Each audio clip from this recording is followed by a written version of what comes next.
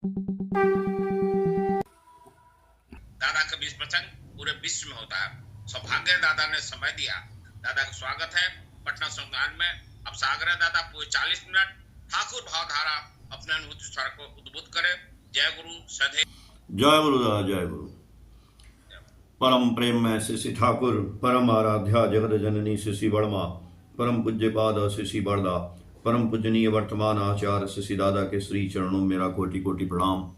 आज इस पटना के ऑनलाइन सत्संग में उपस्थित आप सभी पंजाधारी दादा लोगों को मेरा हार्दिक जय गुरु, और सभी गुरु माताओं, बहनों, बच्चों को मेरा हार्दिक जय गुरु और आभार आपका कि आपने हमको ठाकुर जी की कुछ बात बोलने के लिए प्रेरित किया।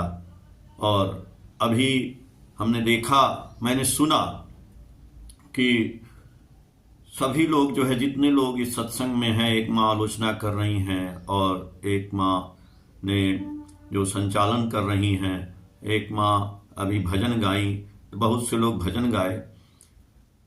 हम लोग क्यों करते हैं? हम लोग ये ठाकुर जी का सत्संग करते हैं और उससे हमको प्रेरणा मिलती है, हम दूसरे को प्रेरित करते हैं, और यही हमारे गुरु जी चाहते हैं, हमारे ठाकुर जी चाहते हैं, हमारे पुरुषोत्तम चाहते हैं।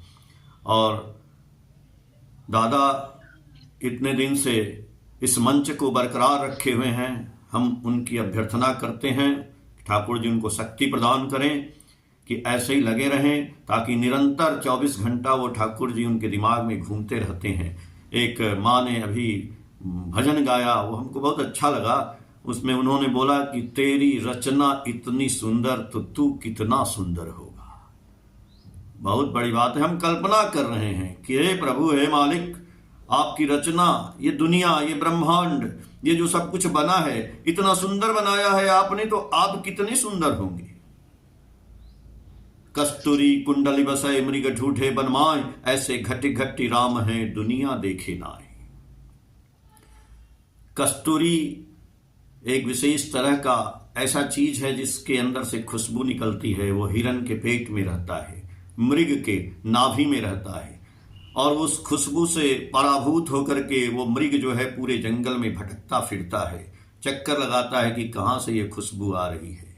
वैसे ही मालिक तो हमारे हृदय में विराजमान है, आपके हृदय में विराजमान है। उनकी रचनाएं हम हैं, आप हैं, अगल में, बगल में, ऊपर नीचे, इस पूरे ब्रह्मांड में, इस पूरे परिवेश में विद्यमान है। इसीलिए मालिक कहते हैं कि सबको बचाना, सबको बचाना, उनकी रचना को बचाना पड़ेगा भाई।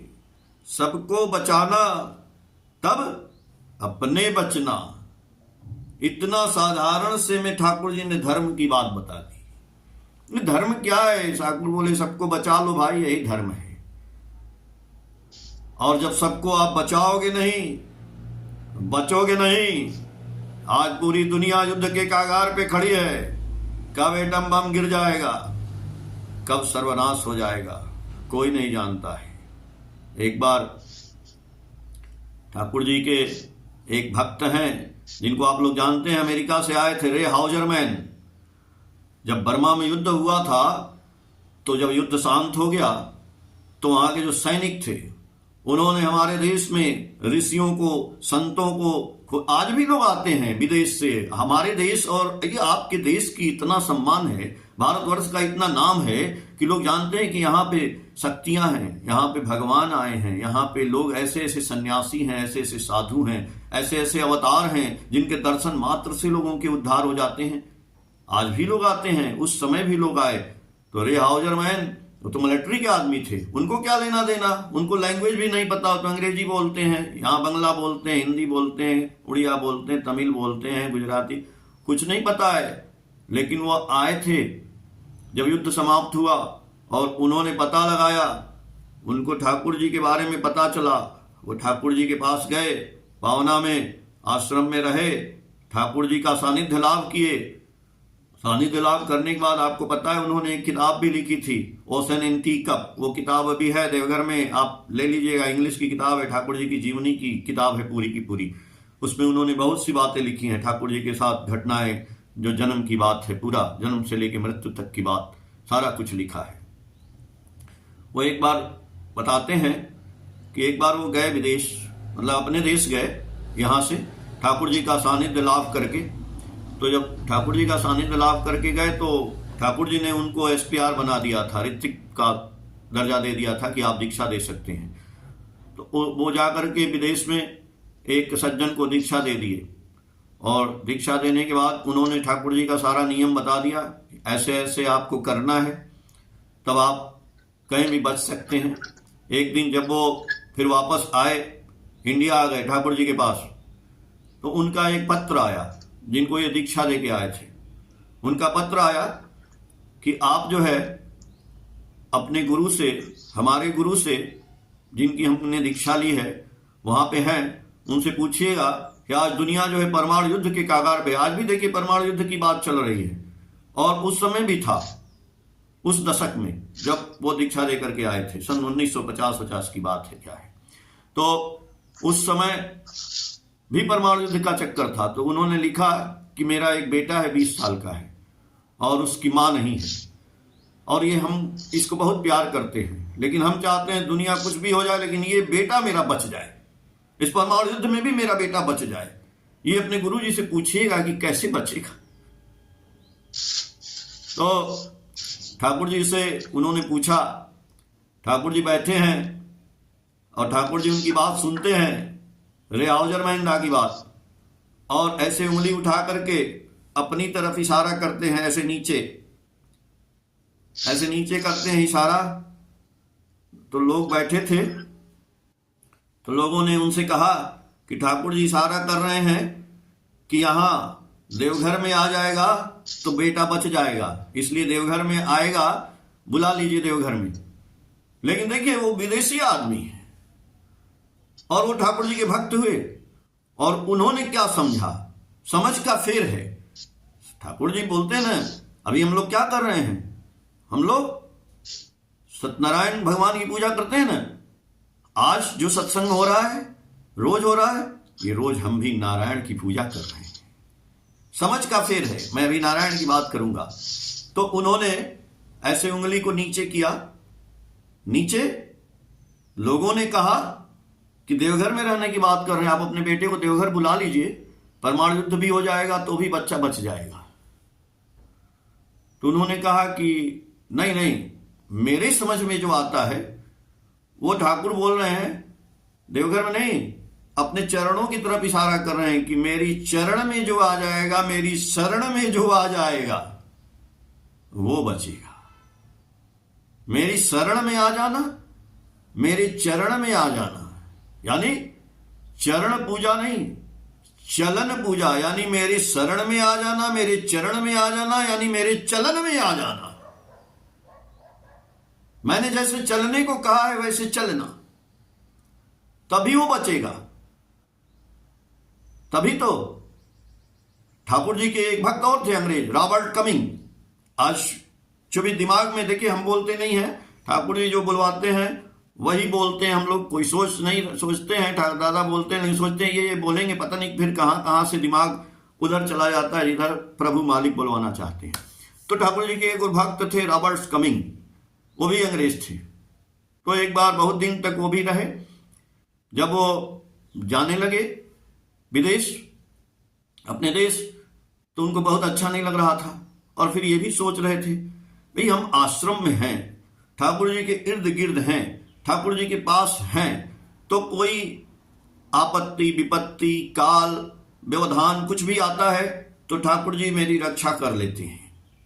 चिंता नहीं था। आज भी लोग आश्रम में रहते सोचते हैं कि आचार्य देव हैं, हमारे पास कोई दुख दारिद्र व्याधि अशांति कुछ भी नहीं आ सकता है। क्यों? वो जाते हैं मेरे रक्षक हैं, यहीं पे बैठे हैं।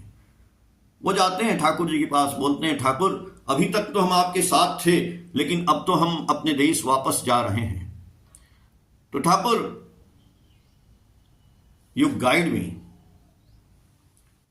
ठाकुर बोलते हैं, देखिए कितनी बड़ी बात बोलते हैं ठाकुर जी, आप सुन लीजिए इस बात को।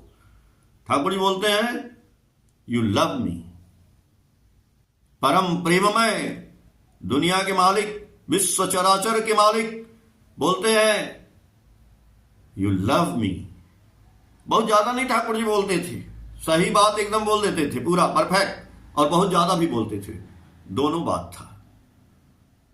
तो उन्होंने सोचा कि यू लव मी मतलब क्या? ठाकुर जी बोले your love will be dictate how to be guided.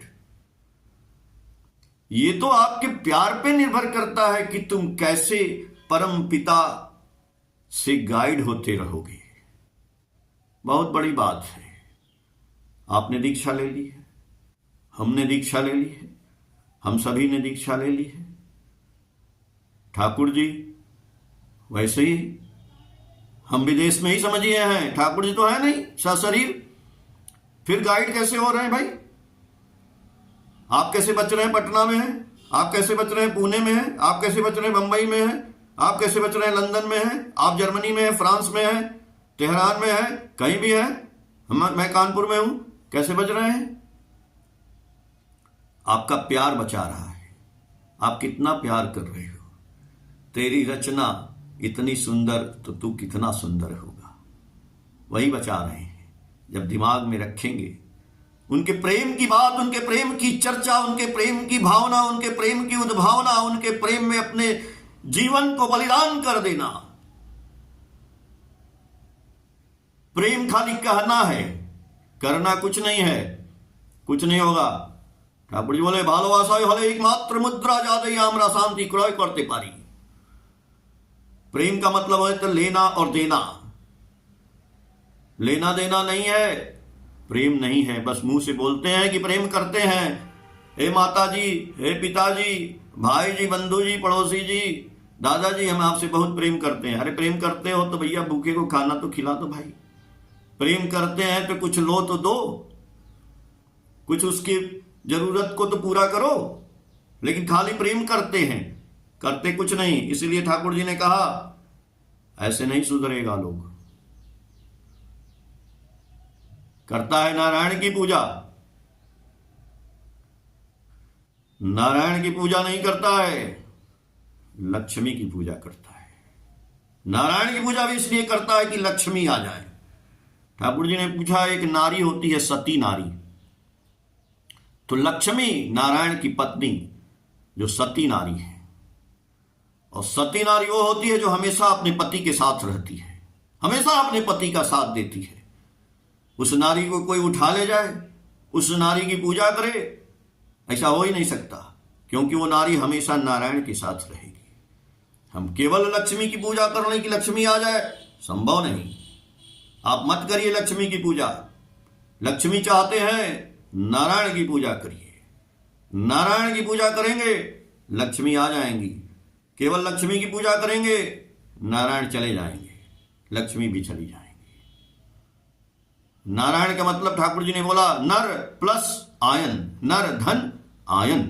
नर माने मनुष्य, आयन माने उनको पथ दिखलाने वाले। मनुष्यों को जो पथ दिखाता है वही है नारायण। सत्यनारायण की पूजा घर घर में होती है, गांव गांव में होती है, हर जगह होती है। लेकिन और उसके बाद भंडारा होता है। भंडारा होता है तो जो आदमी भंडारा कराता है वो बोलता है आज दरिद्र नारायण का भोज है। ठाकुर जी से ये बात बोला गया। ठाकुर जी बोले अरे भाई जब नारायण हो तो दरिद्र कैसे हो गए?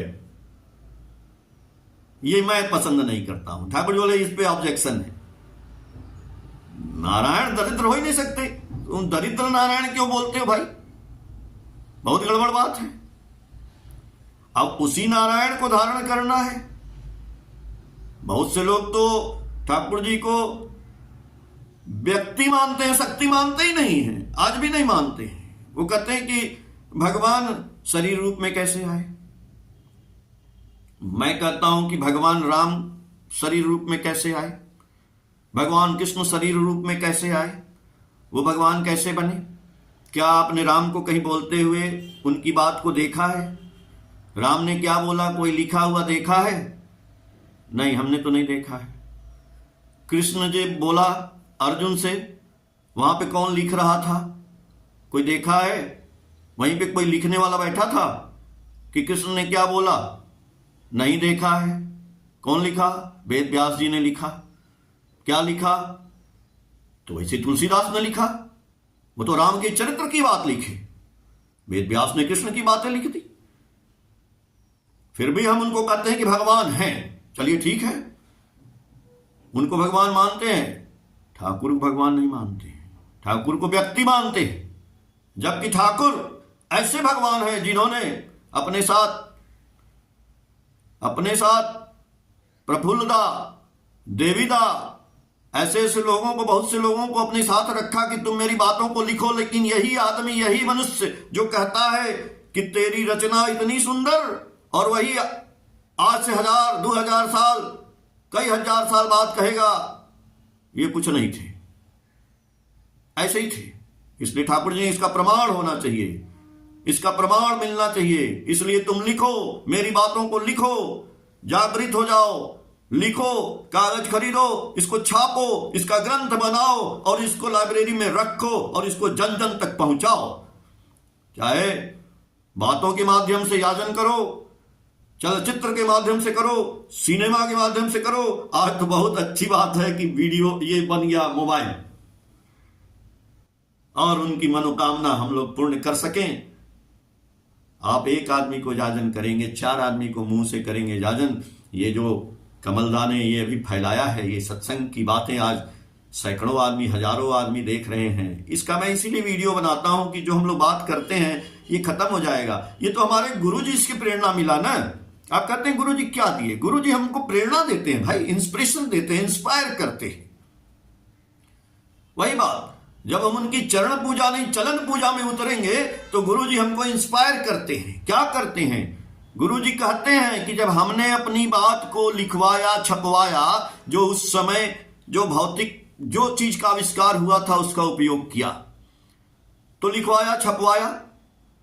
और एक लुटमैन थे, अंग्रेज थे, वो विदेश से ठाकुर जी के लिए एक ऑडियो रिकॉर्डिंग लाए थे, और उन्होंने वो देवीदा उसको सीखे थे, और विशुदा थे, उन्होंने उनको सीखा था कि कैसे ठाकुर जी की बात को रिकॉर्ड की जाए। वो रिकॉर्ड करते थे ठाकुर जी के, वो हुक्के वाली पाइप में भी वो रख देते थे माउथ पीस उसका, कि ठाकुर जी जब हुक्का पिए तो वो भी रिकॉर्ड हो जाए। वो भी रिकॉर्ड किया गया, ठाकुर जी को वो सुनाया भी गया। ठाकुर जी बहुत प्रसन्न हुए, वाह, तो हुक्का मैं ऐसे पीता हूं क्या? ठाकुर जी इच्छा भी व्यक्त किए कि अच्छा, तो मैं जो बोलता हूं उसको भी रिकॉर्ड करो। तो बोले लोग कि ठाकुर जी जो आप बोले हैं ना, वो लिखे हैं, उसको आप पढ़िएगा तो भी रिकॉर्ड हो जाएगा। बोले कैसे पढ़ेंगे? तो देवीदा ने उसको बहुत सा पेज लाया, उस पर लिखे, एक एक बार ठाकुर जी उसको पढ़े और वो रिकॉर्ड किया गया, वो रखा गया पूरा का पूरा। तो ठाकुर जी ये थोड़े बोले हैं कि जो नया चीज का आविष्कार होगा उसका यूज नहीं होगा। आज मोबाइल का आविष्कार है, इसका प्रयोग करिए, आप करिए, आप करिए। 10 मिनट, 20 मिनट, 50 मिनट, 1 घंटा, माँ, बहन, भाई, बंधु, आप सभी रील देख लेते हैं, देखते हैं, हम जानते हैं। ऐसा नहीं है कि कोई रील नहीं देखता है। देखिए, अच्छी बात है, लेकिन उस रील को आप रील बनाइए, और आप रील बनाइए, ठाकुर जी का रील बनाइए। आप ठाकुर जी की छोटी छोटी बातों को उसमें रील बना के डालिए। आप ठाकुर जी की वाणियां हैं भाई, 80,000 लाखों वाणियां ठाकुर जी ने दिया। अब एक एक वाणी पे रील बनाइए, आप उस पे एक्टिंग करिए, आप उस विचारों पे नाटक करिए। अब दिमाग लगाइए, कैसे बनेगा? सिनेमा बन रहा है दुनिया में, इतना सब कुछ हो रहा है। ठाकुर जी के पास एक माँ और एक लड़के को लेकर के आई एक बार। तो वो लड़का जो है गंदा फिल्म देखता था, और माँ बहुत परेशान थी। ठाकुर जी, देखिए, कोई भी आप देखिएगा कि कोई भी आदमी कोई शिकायत लेके जब आया ना ठाकुर जी के पास, तो ठाकुर जी ने उस आदमी को डायरेक्ट कुछ बोला नहीं। जैसे हम लोगों के पास कोई लेके आता है ना, जैसे मैं विद्यालय में मैं पढ़ाता हूं, तो कोई बच्चा आता है तो हम लोग, ये इसने ना सर ये किया, हम काहे किए, क्यों किए, हम लोग तुरंत बोल देते हैं। ठाकुर जी से बोलते नहीं थे क्यों किए, क्या किए। कोई आदमी को भी देख लीजिए, जो भी आया, किसी की शिकायत लेके आया, कुछ भी किया, उसको कभी नहीं बोले, वो ऐसे बैठा रहता था। ठाकुर जी दूसरे को बोलते थे, दूसरे को बोलते थे। आज जब दूसरे को बोलते थे तो वो समझ जाता था। एक बार तो ऐसे ही जब ठाकुर जी के पास वो बच्चा आता है शिकायत करने के लिए, क्या बोलते हैं ठाकुर जी? अपने विचारों को कैसे ठाकुर जी दर्शाते थे, वही बात मैं कहने की कोशिश कर रहा हूं। लेकिन कभी कभी ना मन का फ्लो जो है गड़बड़ा जाता है, तो हमारे विचार भी प्रभावित होते हैं और विचार जो है इधर से उधर हो जाते हैं। ठाकुर जी के पास जो मैं लुटमैन की बात कर रहा था, ठाकुर जी से मैंने उनकी बात बोली जो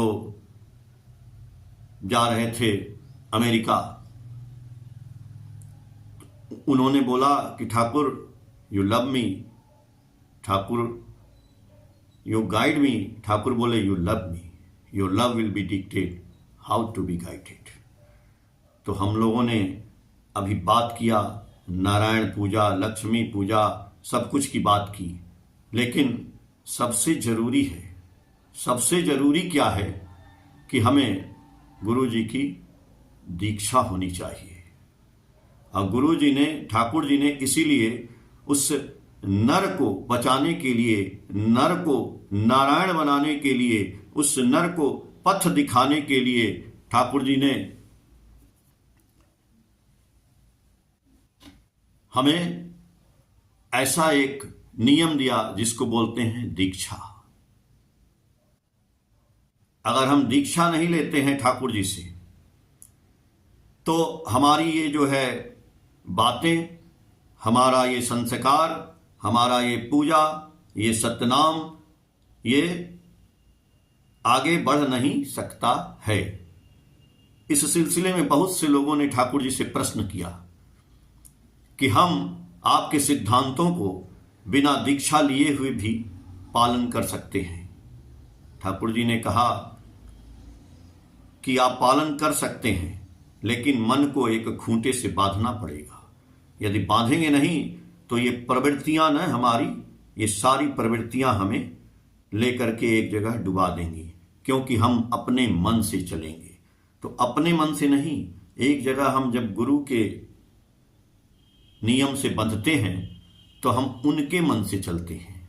जब उनके मन से चलते हैं तब ये दीक्षा जो है हमारे लिए अमृत का काम करती है, एक रास्ता दिखाती है। तभी ठाकुर जी बोले कि दीक्षा जानो दक्ष करती, प्रीति दीप्ति करे प्राण, कूट कौशली अनुशीलन से कृति तीर्थ में कराए स्नान। आज ठाकुर जी ने कहा उस समय कि हम चाहते हैं कि दुनिया को यदि बचाना है तो 10 करोड़ की दीक्षा हो जानी चाहिए। लोगों ने कहा कि 10 करोड़, बोले कि अच्छा ठीक है तो 3 करोड़, बोले कि नहीं, बोले 1.5 करोड़, कम से कम इतनी दीक्षा होनी चाहिए। बोले अगर आप सोचिए कि यदि 10 करोड़ लोग ठाकुर जी के दीक्षित हो जाएं तो क्या होगा। ठाकुर जी बोले कि 10 करोड़ यदि दीक्षा हो जाएगा ना, पूरी दुनिया जो है बच जाएगी। और बचने के लिए उन्होंने ये सब किया, भाई क्या जरूरत है। और दीक्षा लेकर के उनके नियम मुताबिक चलना पड़ेगा। इसलिए ठाकुर जी ने कहा कि सत दीक्षा तुम अभी लो और इष्ट में रखो संप्रीति, मरण तारण यह नाम जपने से कटे काटे यम नीति।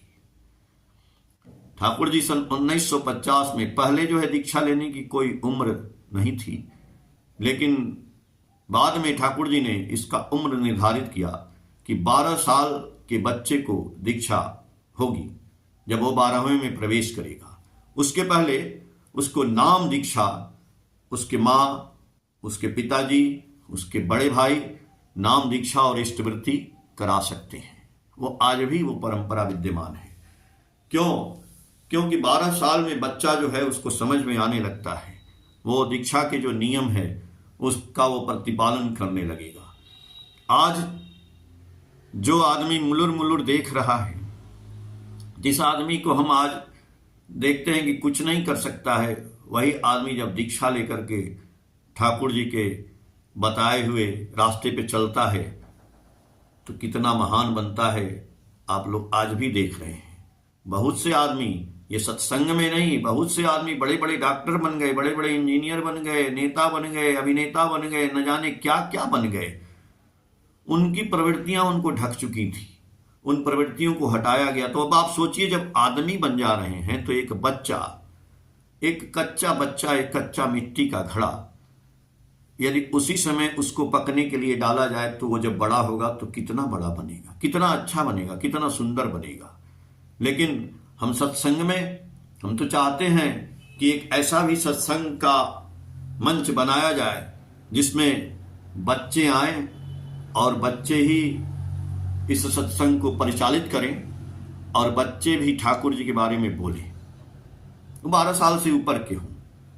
यदि कमलदा मेरी बात सुन रहे हैं तो यदि इस बात को लागू करें तो बड़ा आनंद आएगा। एक नया रूपरेखा तैयार होगी कि हम लोग बच्चों का भी ये ऑनलाइन सत्संग का आंदोलन यदि एक दिन हो जाए, संडे के दिन या किसी दिन, तो बहुत से बच्चे ठाकुर जी से जो जुड़े हैं, अब बहुत अच्छे अच्छे बच्चों को मैं देखता हूँ, बहुत अच्छा भजन गाते हैं। आप देखिए इंडिया गॉट टैलेंट, ये सब टीवी में जो आता है, छोटे छोटे बच्चे हैं, कितना टैलेंट भरा पड़ा है। तो इस टैलेंट का यूज हम बुजुर्ग लोग तो कर रहे हैं, बड़े लोग तो कर रहे हैं, लेकिन बच्चे लोगों का कोई सत्संग होता नहीं है।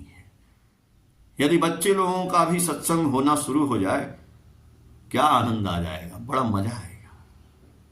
तो एक कोई गुरु भाई तैयार हो जाए जो कि बच्चे लोगों का ये सत्संग चालू करे। ठाकुर जी बच्चों से भी बहुत प्रेम करते हैं। ठाकुर जी तो भाई सबसे प्रेम ही किए, और ऐसे ही बहुत से लोग आए ठाकुर जी के पास, सब अपनी समस्या का ही समाधान लेके आए। एक बार एक व्यक्ति आए, बोले कि मैं तो गुरुजी, मेरे पास बड़ा पैसा रुपया है, सब कुछ है, और मुझे किसी चीज की जरूरत नहीं, लेकिन परिवार में बड़ी अशांति रहता है, क्या करें। मैंने बोला ना कि ठाकुर जी डायरेक्ट नहीं बोलते थे, इनडायरेक्ट बोलते थे।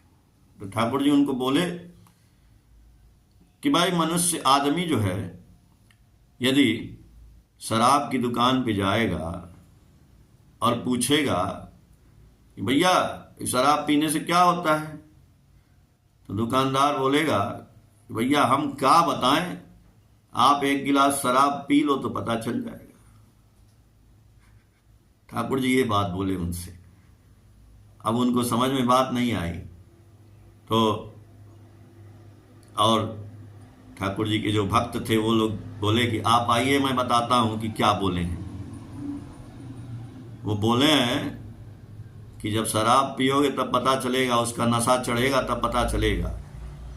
तो ठाकुर जी के पास आए हो कि मेरे पास सब रुपया पैसा है और मैं बहुत परेशान हूं, तो परेशानी का दूर ठाकुर जी से हाथ उठा देंगे और दूर हो जाएगा, ये संभव नहीं है। ठाकुर जी के यहाँ भी तुमको पीना पड़ेगा, क्या जो सब लोग पी रहे हैं। और जब सब लोग पिए हैं, क्या पिए हैं, गुरु जी की दीक्षा लेना पड़ेगा, उनका सतनाम ग्रहण करना पड़ेगा, उस सतनाम का जाप करना पड़ेगा, उनका यजन करना पड़ेगा, उनका याजन करना पड़ेगा, और उनसे युक्त होने के लिए उनसे इष्टवृत्ति करनी होगी। ये जब तीनों काम करोगे तब उसका नशा चढ़ेगा।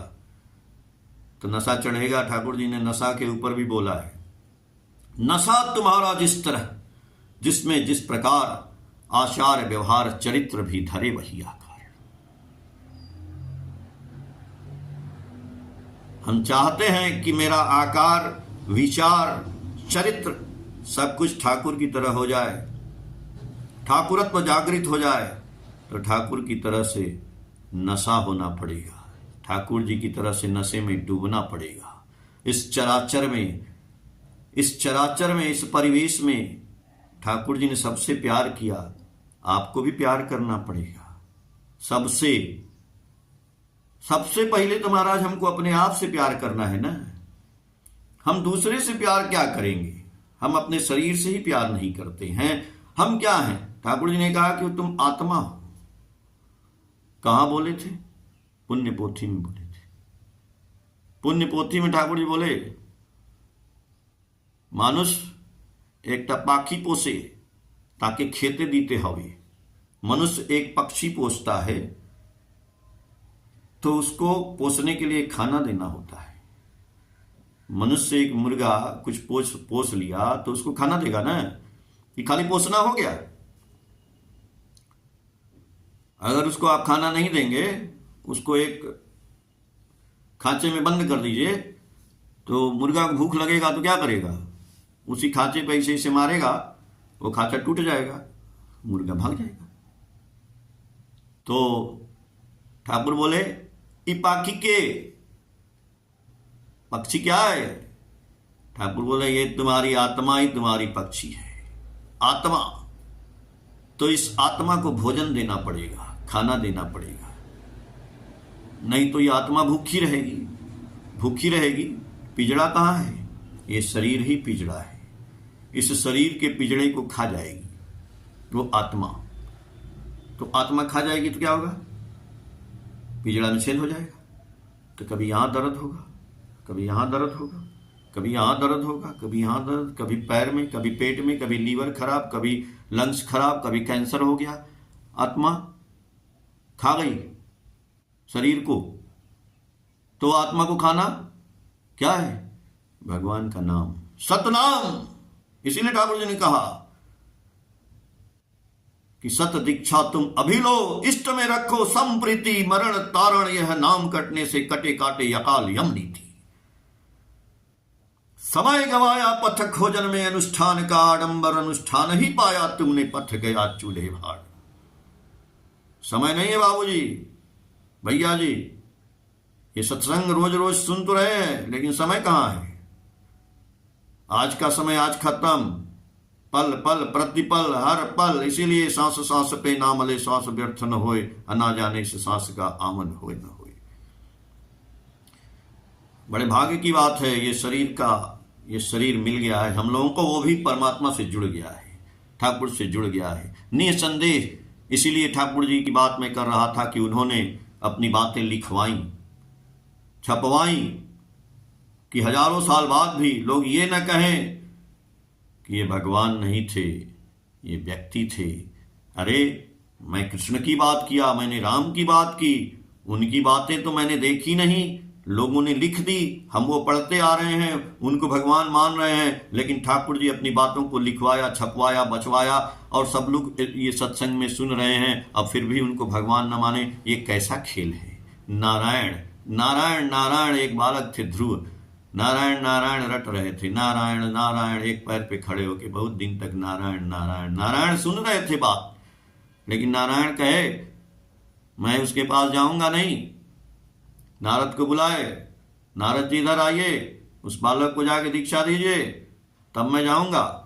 नारद जी गए, ध्रुव को दीक्षा दिए, तब नारायण के सामने प्रकट हुए। बाबूजी आप दीक्षा दीजिए और लोगों को दीक्षा दिलाइए। क्यों? ठाकुर जी मनुष्य से प्रेम करते हैं, मनुष्य को चाहते हैं। हम सत्संग सुन लिए, आप भी सुन लिए, चले गए हम अपनी ड्यूटी करने, आप भी गए ड्यूटी करने। जाइए ना, कौन कह रहा है ड्यूटी ना करिए, लेकिन ड्यूटी में जाके मनुष्य खोजिए, मनुष्य खोजिए। परम पिता हैं, परम पिता के पास एक दिन एक आदमी आता है, बोलता है, परम पिता से पूछता है कि आप गुरुजी, ठाकुर जी, आपके कोई वाणी बोलते हैं और किसी का उद्धार, कभी कभी आप ये बोलते हैं कि परम पिता ने जो बात मेरे मस्तिष्क में उतारी वो मैं आपके सामने रख रहा हूं।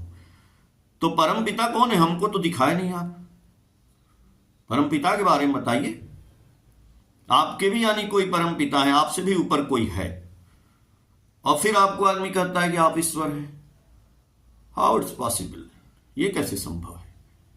इसका उत्तर सुन लीजिए, ठाकुर जी ने कितना बढ़िया उत्तर दिया। बहुत लोग बोलते होंगे, मैंने बोला नहीं, ठाकुर जी डायरेक्ट नहीं बोलते थे, ठाकुर जी इनडायरेक्ट बोलते थे। ठाकुर जी ने कहा कि एक बार जीसस क्राइस्ट से, प्रभु यीशु से, एक उनके भक्त ने यही बात पूछा था कि प्रभु आप परमपिता की बात करते हैं, पिता की बात करते हैं। आप किसी के आंख पे हाथ रख देते हैं और ठीक हो जाता है, तो आप कहते हैं कि परम पिता की वजह से ठीक हो गया। आप कोई रोगी को छू लेते हैं तो परम पिता ने इसको ठीक कर दिया। आप पिता की बात करते हैं कि पिता ने ये किया, तो आपने पिता को तो दिखाया नहीं। वो देखिए ठाकुर जी बोल रहे हैं कि यीशु से उस आदमी ने पूछा और यीशु उसको बोल रहे हैं। तो यीशु ने कहा कि तुमने हमको देखा और हमारे पिता को नहीं देखा आज तक, इतने दिन मेरे साथ रहे। बोला नहीं। तो प्रभु यीशु बोलते हैं कि तुमने हमको भी नहीं देखा। बोला कैसे? बोला यानी तुम हमको देख रहे हो, हमारे पिता को नहीं देख रहे हो, तो तुम हमको भी नहीं देख रहे हो। बोले कैसे? यही तो मैं पूछ रहा हूं। बोले कि हमको देखना और परम पिता को देखना एक ही बात है। पिता और मैं अलग नहीं हूं, एक ही हूं। आज आप समझ गए होंगे। ठाकुर जी भी बोलते हैं परम पिता की बात। तो परम पिता और ठाकुर अलग नहीं है, एक ही है। सबका मालिक एक। इसीलिए मैं कहता हूं कि ठाकुर जी इस दुनिया में जब आए, वो जानते थे कि एक दिन आदमी यही बोलेगा कि आप व्यक्ति हैं, इसलिए व्यक्ति की शक्ति को रूपांतरित किया जाए।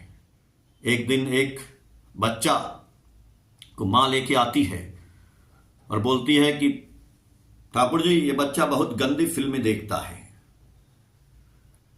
ठाकुर जी बोले ना कि वो इनडायरेक्ट बात करते थे, इसकी आदत पड़ गई है, कैसे छूटेगी। ठाकुर जी ने कहा कि तुम आज जाना घर पे और आज एक फिल्म देख के आना। अब फिल्म देखना और अपने दिमाग में एक नए स्टोरी का इजाद करना और उसको लिख के लाना। जैसे फिल्म देखते हो, वो फिल्म में छोड़ने की देखिए ठाकुर जी बात नहीं की कि उसको छोड़ दो। ठाकुर जी के पास हेम कभी आए शराब पीते थे तो ठाकुर जी शराब छोड़ने की बात ही नहीं की। बोले और पियो, जो जैसा करता ठाकुर वही करो। ये कौन सा नियम है भाई? ये कैसे छुड़ाने वाली बात है? कोई काम दारू पीते हैं, दारू और पियो, दारू छूट जाएगा। उसको बोलते हैं कि जाओ ना घर पे और एक बढ़िया सी स्टोरी लिख के ले आना। तो तुम्हारी स्टोरी पे हम लोग जो है कुछ सोचेंगे क्या करना है। अब वो लड़के को जब ठाकुर जी बोले तो गया, रोज फिल्म तो देखता ही था। उसने एक स्टोरी लिखी खूब बढ़िया अपने दिमाग से, नए टाइप की स्टोरी लिख के लाता है। ठाकुर जी बैठे हैं और ठाकुर जी बैठे हैं संजोग से, देखो तो दुनिया के मालिक हैं, वो तो अब सब कुछ जानते हैं। वो जैसा चाहते थे वैसा ही होता था। उस दिन कलकत्ता से एक फिल्म मेकर आए हुए थे ठाकुर जी के पास, जो फिल्म का निर्माण, जो फिल्म बनाते हैं, वो बैठे हुए थे। और बच्चा आता है, प्रणाम करता है, कहता है ठाकुर जी आज हम स्टोरी लिख के लाए हैं। तो ठाकुर जी बोले कि इनको दे दो।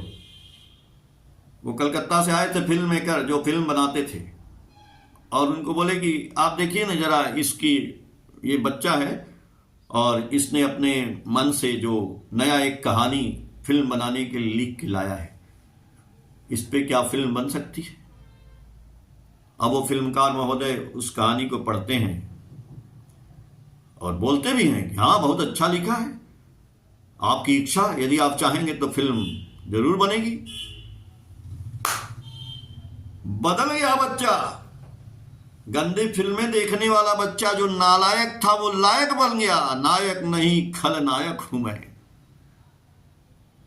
यहां पे बहुत से बड़े बड़े खलनायक आएंगे और नायक आपसे टकराएंगे। खलनायक हमसे टकराएंगे, सबसे टकराएंगे, लेकिन उनको नायक से, खलनायक से नायक बनाना आपका काम है, मेरा काम है, सबका काम है। इस परिवेश में उसको अच्छा रास्ता दिखाना हम सबका कर्तव्य है। ये सत्संग एक वही याचन कर रहा है। ठाकुर जी सबका मंगल करें और सबको जो है खलनायक से नायक बनाएं। हम लोग उनकी बातों पे चलें और ऐसे ही सत्संग के माध्यम से जुड़े रहें। जय गुरुदादा।